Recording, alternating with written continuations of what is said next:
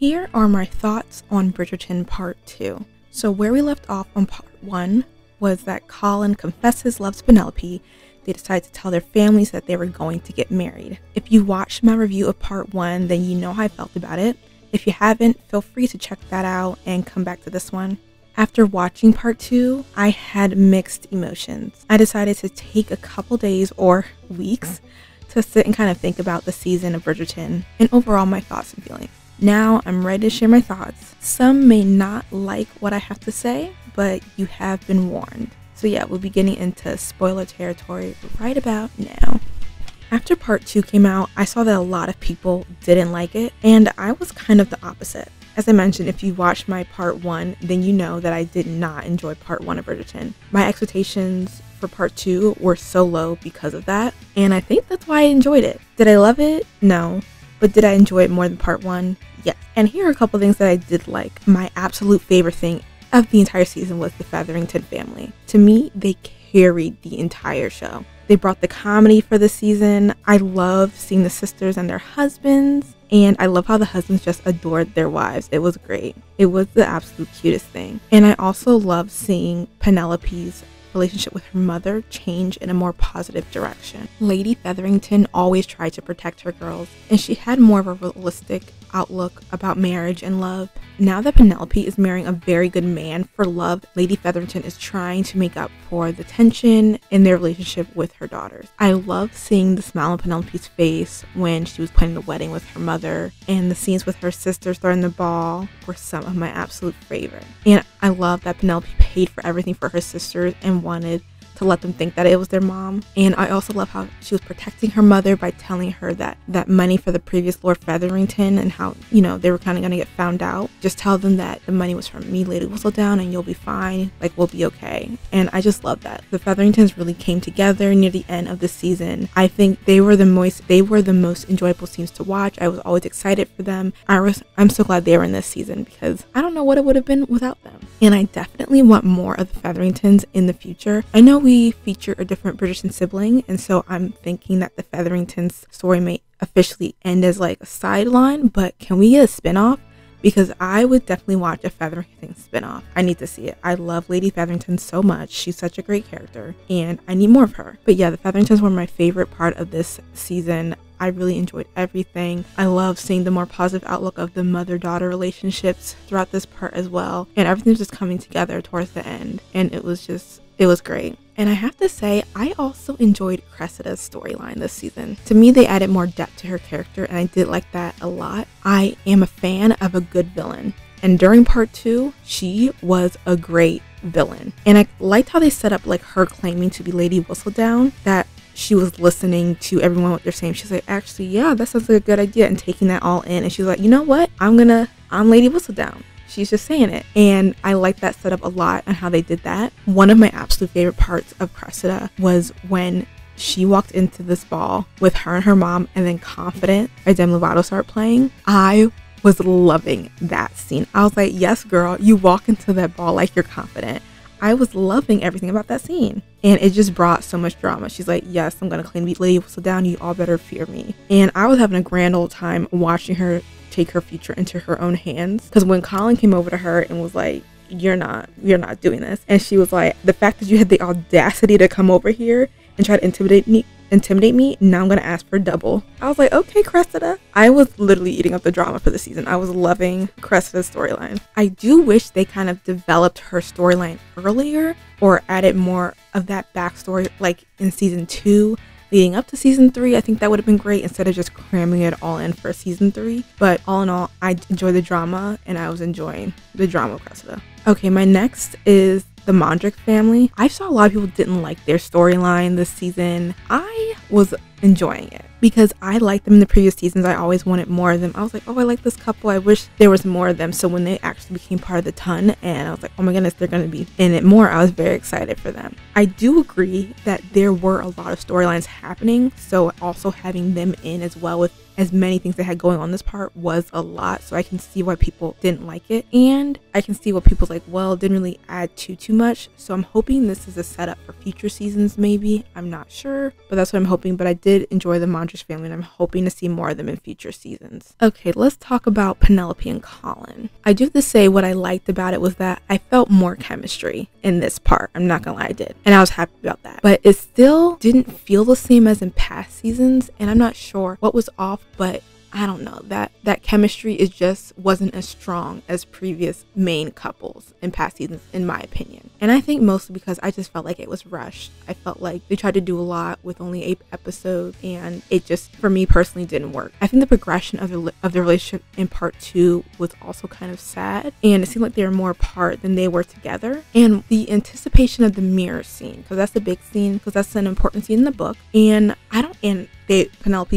Nicola, very beautiful, but I feel like they edited that scene, and I don't know why they felt the need to do that, because obviously this is a beautiful woman, 2 beautiful people. I don't know why the show felt the need to edit it. And it wasn't only that scene, there's other parts I feel like they used CGI or used some other things to just edit part of the show that didn't need editing. Like there's a part when Anthony and Kate were kissing, I think in like the study or something like that, and like Anthony wipes the desk with papers, and you can tell that there's an effect added for there. And I was like, where did we decide to spend time on showing the papers fly in a certain type of way with this effect? I feel like that was so necessary because it didn't add anything to the story. And them editing that mirror scene as well, it just seems like they enhanced it a bit, which I don't know why they felt the need to do that. And I was like, why did you do it for their season and not everyone else's? And I liked the previous seasons because it was just more real, more natural, and I was like, you could have done that for their season as well. So that's one thing I didn't like. I'm not sure why the show decided to go that direction and feel the need to do that, but that was something I didn't like. I felt like they were adding, certain effects to things that didn't really need it and didn't add to the show at all. Okay, let's get into some things I didn't really love about this season, or about part 2. Benedict, oh my goodness, his storyline was the most unnecessary thing. Like, it added nothing in my opinion, and it wasn't like this journey of him wasn't something that the audience didn't already know. Like, I feel like if people saw Benedict in the past 2 seasons, they already knew this about him, and I don't know why they felt the need to do this. Like, we've literally just been seeing him do the exact same thing for 3 seasons straight. And honestly, I just kept getting tired of seeing him on screen. So there might be some spoilers for the books as well. So I'm sorry if you have not read the books. I'm letting you know now there may be some spoilers. So he has done, like, he's really into art. He's done art for season 1 and season 2. And there was no art in this season. It's just like, no art. Like, what? In season 2, he finds out that his brother paid for him to go to art school, and he's like very distraught. And I was like, why? I felt like there was no connection from that to season 3. It was just that, oh, I helped when you guys were on your honeymoon, and now I'm doing the same thing I did for the past 2 seasons. I was like, why are we not talking about his art? Why are we not talking about, like, he doesn't feel good enough? He feels like he can't earn his own. People don't take him seriously as an artist. Why weren't we talking about that in season 3? I felt like that was something that could have progressed him more and lead into what we think will be his season for season 4. I just think they didn't really put a lot of thought into his storyline this season, which was weird. And maybe he's not going to be the lead for season 4, but just seeing his storyline in 3 was a waste of my time. I was like, you could have literally not shown that and put anyone else on the screen, and I would have been happy. We could have had more Penelope and Colin and building their relationship instead of Benedict. I wasn't feeling it. Okay, let's talk about Francesca. So in part 2, I continued to enjoy seeing Francesca and John relationship grow. The big thing with the show was towards the end, and we are introduced to his cousin, Michaela, and we see how Francesca reacts to her. So as I mentioned before, I have read the books,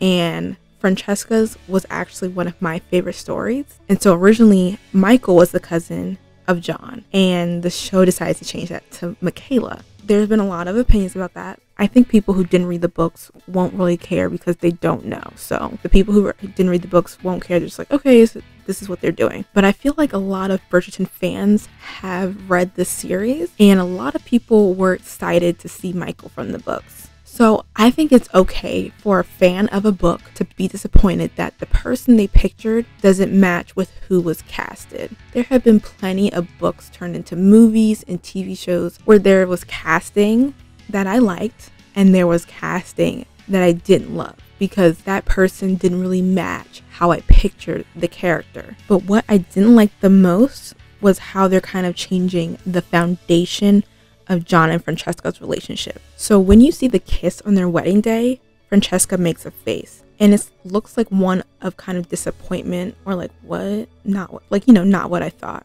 And when I saw that look, I was like, hold up now, what is going on? I was upset. I was like, no, this is not supposed to, no. Just that look, I was like, I was wary, because I was like, okay, maybe she's never kissed a guy before, so maybe that's just her like, okay, this is new. So I was holding out hope. But then when I saw how she acts when she sees Michaela and she gets all type of tongue-tied, that's when I was like, oh, they're just changing the basis of John and Francesca's love. So in the book, Francesca is really described as Francesca truly loves John. And I think Julia Quinn as an author did a very good job and really wanted fans to know that Francesca loves John. Like, she truly, truly loves John. In the books, she doesn't have any attraction to Michael whatsoever, like at all. Like, it's like she doesn't see Michael because she just has eyes for John. That's her true love. That's the only person she has eyes for. And in the first meeting, it is Michael who is the one that instantly has feelings for Francesca. But out of respect for his cousin, he does not pursue her at all. He's like, sets that boundary. Like, this is my cousin's wife. I can't cross that line. Another thing I didn't like, this whole season, Francesca is trying to convince her mom, like, me and John's love is different. Everyone doesn't have that spark, that like intense love. And then I feel like that was a whole waste of time, that her trying to convince, because basically they're saying, actually, when Francesca saw Michaela, she had that spark, so every love is like that. And I was like, are you serious? I just didn't like that. I was like, this whole time, Francesca's telling her mom, like, Mom, you need to stop. Me and John's love story is not like everyone else. It doesn't have to be intense. It can be a slow burning type of love. It can be a calming type of love. And then she meets Michaela and it has that spark. And I'm literally thinking, I was like, so that whole thing she said to her mom wasn't real. But I felt like that was such an important part of her and John's story, was that they don't have this fierce, intense love like everyone else. But it is a nice, calming, gentle love. And I just didn't like how threw that out the window. It's like, oh, actually, every love should be this intense. Like, when you're in love, you should have this passion and spark like this. That's what I was getting from it. And it just seemed to say that that's everyone's love, and your love with John isn't like that because you're just not with the right person. And after watching season 3, I don't really trust what they're going to do with Francesca's story. I don't think they're going to do it right. And that's sad to say because she was one of my favorites. And I feel like if you truly read the books of Francesca and John, to me, that was one of the most important things to get right, to get Francesca and John's love story right, to prepare for what happens with Francesca and Michael. So them not even getting that beginning part right really makes me wary of what they will do with Francesca's storyline. So after watching season 3, even though I enjoyed part 2 more, I did feel disappointed. This just wasn't the show I fell in love with when it first premiered. And so my rating for the entire show, I think I'll just give it a standard 3-star. It's kind of more on the lower end of the 3. It was just, to me, an average season. To me, not too much stood out or made it amazing. I think there were a lot of things that contributed to this season not being as good as past Bridgerton seasons. I think the intimacy, in my opinion, was not as good as past seasons. I just didn't feel the chemistry as much as I felt in the past. I also think multiple storylines had a lot to contribute for this as well. And it was a lot for 8 episodes. So I just think they tried to do a lot and it just didn't work probably how they thought it would. Another thing was the love declaration was also lacking as well. So each season, there's usually a big scene where usually the main male character declares his love for the other. And I believe Colin did it in the carriage scene, but the fact that I don't even know what he said tells me like it just did not have the same effect. And I also think they didn't give it time. I think they just rushed right by his confession and they just didn't sit in it for a while, and I think that part was missing. If I go back and tell you, season 1 was like, I burn for you. Season 2 was like, you're the bane of my existence. Even Queen Charlotte, he makes his love declaration. He's like, he can't breathe when she was around, stuff like that. But I cannot remember what Colin said, and I was like, these are the special moments that people love from previous seasons that you just skated through or you didn't pay a lot of attention to. And I think that scene, it didn't need to be rushed. You needed to just sit and stay in that scene for a little while longer and develop that chemistry and develop the tension and love between these two characters, and that just didn't happen. I also think that season 3 coming after Queen Charlotte didn't help them either, because Queen Charlotte, amazing. It is my favorite part of the Bridgerton universe. Like, that's my favorite one. It was just so good that season 3 needed to be extraordinary, and it wasn't. Like, you can't give us Queen Charlotte like what it was, and then give us whatever that was for season 3. So as I mentioned before, there were like multiple storylines, and a lot of people mentioned this, like there was just a lot going on in season 3. And when I think about it and think about the book as well, there was a lot going on in Penelope's story, because she is Lady Whistledown, and we kind of have the reveal happening and like how that's going to happen. And then we have the tension with her and Cressida, so they tried to dig deeper in that. Then her getting with Colin and their relationship. And then in the show, which they didn't really have in the book, was Penelope and Eloise's relationship. So there was a lot of different stories going on. And in addition to all of that, for just Penelope and Colin's book surrounding them, there was all these other little storylines that really did not help, since they already had so much going on. And personally, I think maybe they should have kept the books in the same order. If they did Benedict's story for season 3, I honestly think maybe that would have helped with all these storylines that they had. Because honestly, in Benedict's storyline, he doesn't have all that Penelope had going on. It was him and Sophie. Like in previous seasons, it was just Daphne and Simon. It's just Anthony and Kate. But with Penelope's, just because she is Lady Whistledown, there's just going to be so much more surrounding her. So I think what they should have done is maybe in Benedict's storyline, we get clips of Pollen, not romantic, more like the friction and tension between them. Because let me be honest, that could have lasted a bit longer.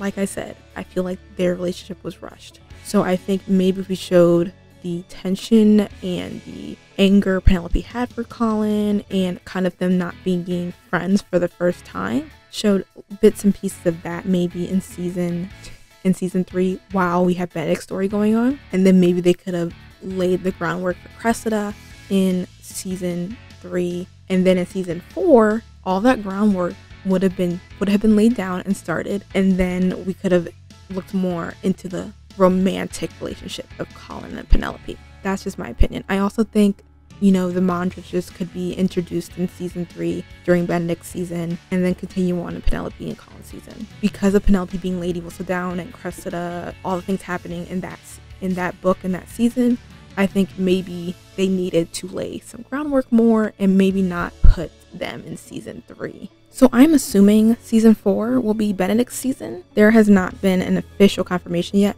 Some things that were said in the end of this season lead a lot of people to believe that they're going to go to Benedict next. Let me just tell you, Benedict's book was my least favorite, so they could literally change everything about his story and I would not care, because I just didn't like his book. But other than that, I did enjoy the rest of the siblings books, so I'm not sure what they're going to do for those seasons, because it wasn't like Penelope and Colin were my favorite story, but I did enjoy their storyline, and I just feel like the show didn't do it justice as they did in previous storylines. I do have to say, season 2, I know a lot of people love that season, but that one wasn't even my favorite. But I think how they did it, they still included, it still felt Bridgerton, they still made it a good show, and it was just one part, it was the sister relationship that I didn't love, because they changed it from how that was in the book. I do say, if you see my review, the way they changed it and everything, it did make it good for TV. But the way they did season 3, I know there's some things that work better on television than in books. Some of the changes they made, it still didn't feel like it made it great for TV. So I'm nervous for next seasons. Right now, after just watching season 3, I'm not really excited to see the next few seasons. Eloise's book was my absolute favorite book, so I think that's the only season I'll be super excited for.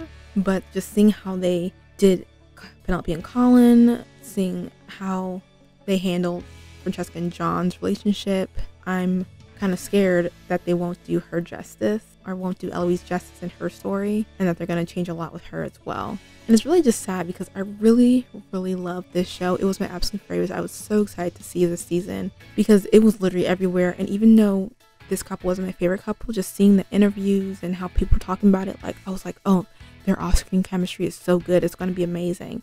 And it just wasn't. It was lacking a lot of things. We'll see how future seasons go. I'm just not sure what will happen with Bridgerton now. So yeah, like I said, I know I'm probably opposite of most people. Part 2 was more enjoyable for me, because I literally put my expectations, I threw them out the window. They were in the garbage because part 1 did not do it for me. So I was like, you know what? We're just gonna watch part 2 and not expect a thing and not care. And I was just going off vibes, and I was vibing, because when the drama came, I was loving it. So I think that's how I'm gonna have to go into the next couple seasons, is like have my expectations super, super low to enjoy the show, and that's kind of sad, but that's where I'm at right now. So yeah, that's what I thought of Bridgerton Part 2. If you have seen Bridgerton Part 2, let me know your thoughts. What did you think? Did you like it better than Part 1? Did you not like it better than Part 1? And let me know what you think of future seasons. Are you still excited to watch the rest of the siblings, or are you kind of hesitant like me? Feel free to like, subscribe, comment below if you wanna. I'll link my website as well. You guys can check out any more TV content if you're interested. And I hope you guys have a good rest of your day, week, month, and hopefully a good rest of your year. And until next time, bye.